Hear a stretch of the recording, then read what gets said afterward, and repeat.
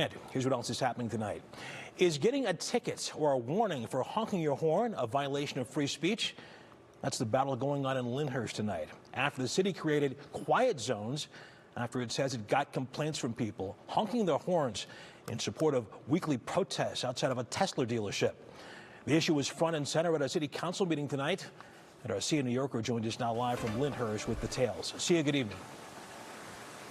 Good evening, Russ. The mayor tells me 7 signs went up in Lyndhurst telling people no honking in certain areas of the city. Now, protesters I talked to say they feel that these ordinances and signs infringe on their First Amendment rights.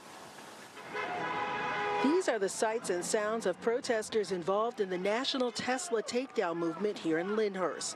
Every Saturday for the last 57 weeks, dozens have been protesting outside of this Tesla dealership on Mayfield Road peacefully. But this past weekend, protesters discovered these newly posted signs designating the area as a quiet zone, limiting the use of horns except in emergencies. This is video provided to 3 News of Lyndhurst police officers pulling drivers over. City leaders say they're now enforcing these quiet zones after numerous complaints about frequent honking by passing drivers. Some protesters told me they moved down the street but are not happy about this. We moved just far enough to be outside the area of Tesla. They even were like, no noise near the churches, which is a little strange considering that we were allowed to park next to the church. The church has, as far as I know, given us permission, nice big sign to say so.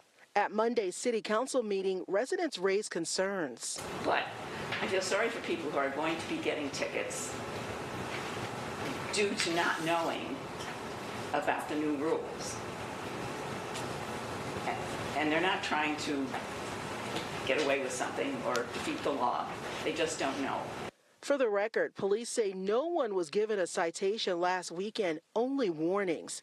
Mayor Patrick Ward tells me he's doing his best to address everyone's concerns, keeping in mind everyone's rights. We don't want to trample on anyone's, and we don't want to see anyone else's infringed upon, because everybody has the right to peaceful enjoyment of their home and their neighborhood on a Saturday afternoon.